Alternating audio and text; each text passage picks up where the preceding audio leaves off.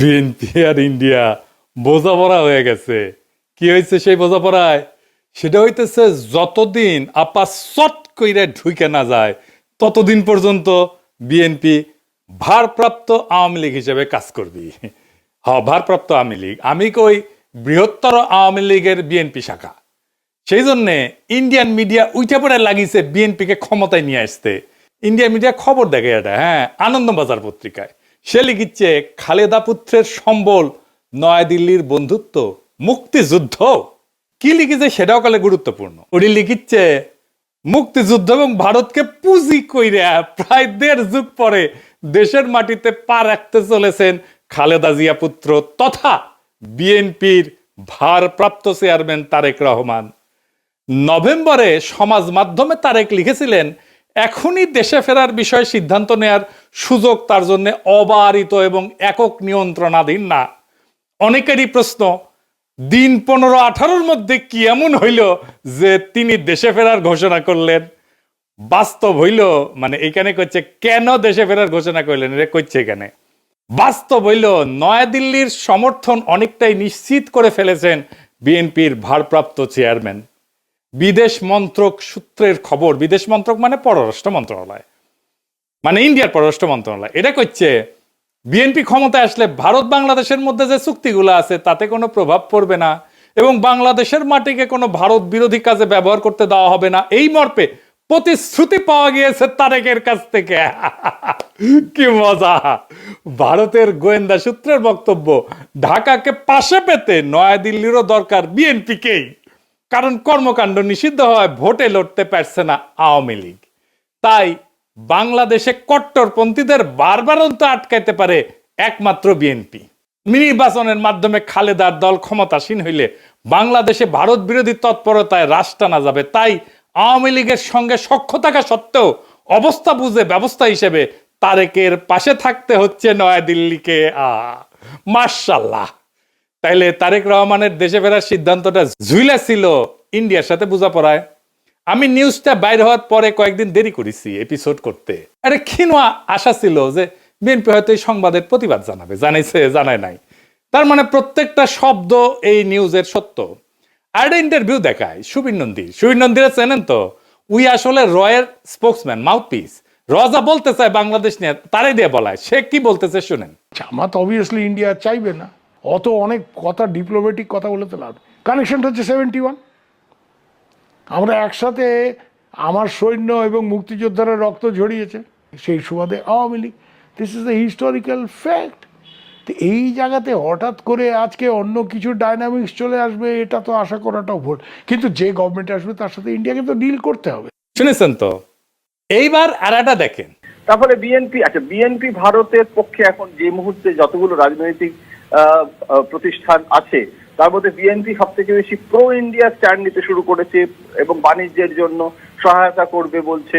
এখন এই অবস্থায় বিএনপির সাথে জামাতদের ঝগড়া হয়ে গেছে এবং জামাতকে তারা অত আসন দিতে চাইছে না। ভারত জামাতকে এই মুহূর্তে চায় না যে জামাত ক্ষমতায় আসুক, বরং বিএনপি ক্ষমতায় এলে ভারতের নিয়ন্ত্রণ করতে সুবিধা হয়।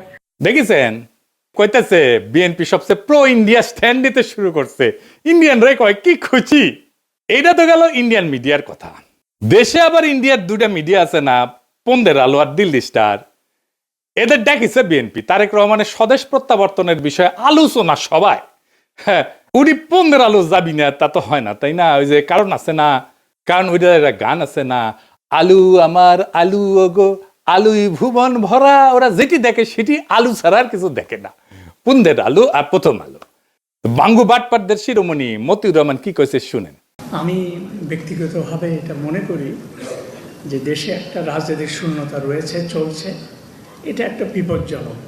আমি সবসময় ভাবতাম বা এখনও মনে করি যে বিএনপির ভারপ্রাপ্ত চেয়ারম্যানের আর একটু আগে, বেশ একটু আগে যদি আসতে পারতেন তাহলে এক্ষেত্রে হয়তো বিএনপি এবং দেশের মধ্যে একটা ভালো সুবিধাজনক অবস্থা তৈরি হতে পারত।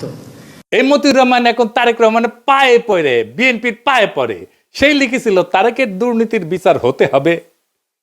সেইখানে তারেক রহমানের নিজের স্বাক্ষরিত একটা হলফনামা থেকে উল্লেখ করে কইছিল এই মতিউর রহমান যে তারেক রহমান দুর্নীতি করেছে সেটা সে নিজেই স্বীকার করেছে। এ বাটপারি কইছিল। আবার ওই মামলা থেকে তারেক রহমান খালাস পেলে আবার প্রথম আলোয় লিখেছিল নৈতিকভাবে তারেকও দণ্ডিত। খালাস পেলে কি হয়েছে, তিনি নৈতিকভাবে দণ্ডিত, বুঝছাও। আর এখন কয় তারেক রহমান আগে দেশে ফিরলে ভালো হইতো। তো মতি ভাই, আপনি দুর্নীতির বিচার করবেন না হ্যাঁ তারেকের, নাকি স্যাপ ফেলে স্যাটে নিছেন? ওই নিজেই তার আলপিনে প্রচ্ছদ প্রতিবেদন করেছিল তেলে ডুবে যাচ্ছেন তারেক রহমান। ওই তেল এখন তারেক রহমান কিছু দিচ্ছে, রেখে দিছিল নিজের জন্য। তো প্রথম আলো যে বিএনপি কি পরিমাণে ভালোবাসা যে কত সেটা একটু দেখি। লিখিচ্ছে বগুড়ায় তারেককে ঘিরে আছে খুন সন্ত্রাসে জড়িত নেতাকর্মীরা।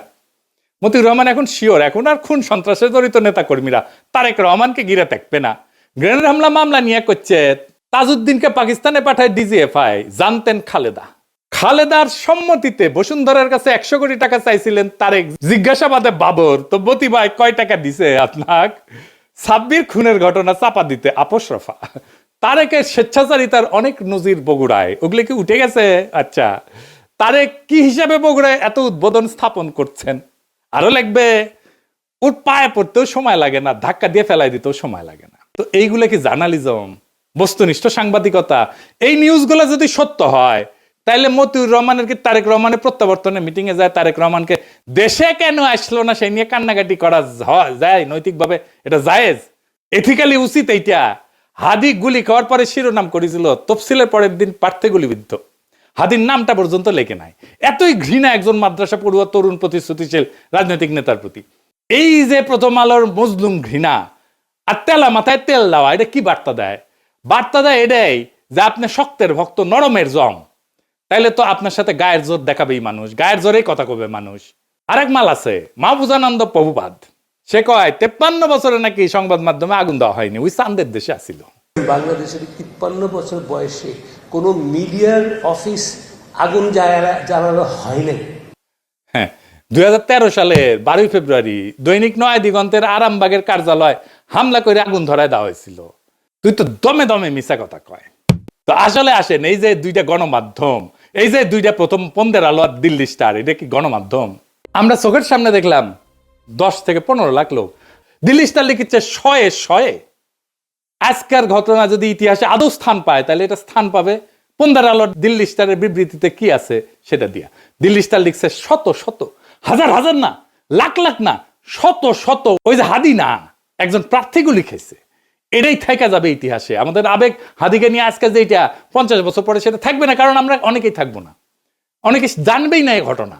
তখন থাকবে এই পত্রিকার ট্রুথ যেটা লিখেছে ওরা। পন্দের আলো আর দিল্লি স্টার কোনো মিডিয়া প্রতিষ্ঠান নাই, এগুলো হইতেছে জনগণের যে কর্মকাণ্ড, আমাদের যে পাবলিক রেকর্ড, এগুলোর কাস্টোডিয়ান।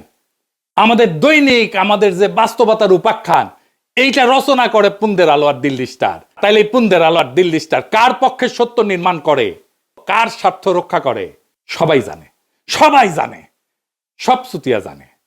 এই প্রশ্নের উত্তর জানে না এরকম কেউ নাই, কিন্তু বলবে না। ও বলতে হইলে তখন এই লোকদেরকেই বলতে হয়। নিকা বসার আগে ইদ্যৎকাল বলে একটা জিনিস আছে, আপনারা ভালো জানেন। তাইলে এই পন্দের আলো দিল্লি স্টারের ভাতার আওয়ামী লীগের সাথে বিচ্ছেদের পরের ইদ্যৎকাল শেষ হওয়ার আগেই বিএনপির সাথে কেন নিকা বসলো? কারণ এই দুইটা পত্রিকায় ফ্যাসিস্ট শক্তির সহযোগী ছিল। এদের বিচার হওয়া উচিত ছিল, গণ আদালতে বিচার হওয়া উচিত ছিল, কিন্তু এদের সম্পদ, এদের কন্ট্রোল, এটা গোপনে বিএনপির কাছে সম্পত্তি হস্তান্তর হবে।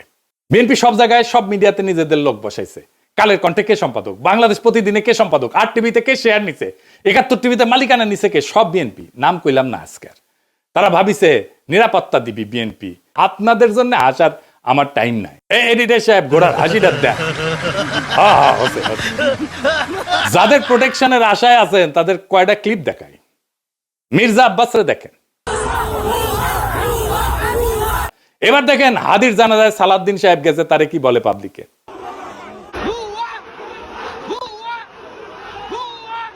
মির্জা ফখরুল চালাক মানুষ, জানাজার আগে কইছে আমি অসুস্থ, আমি যাবো না।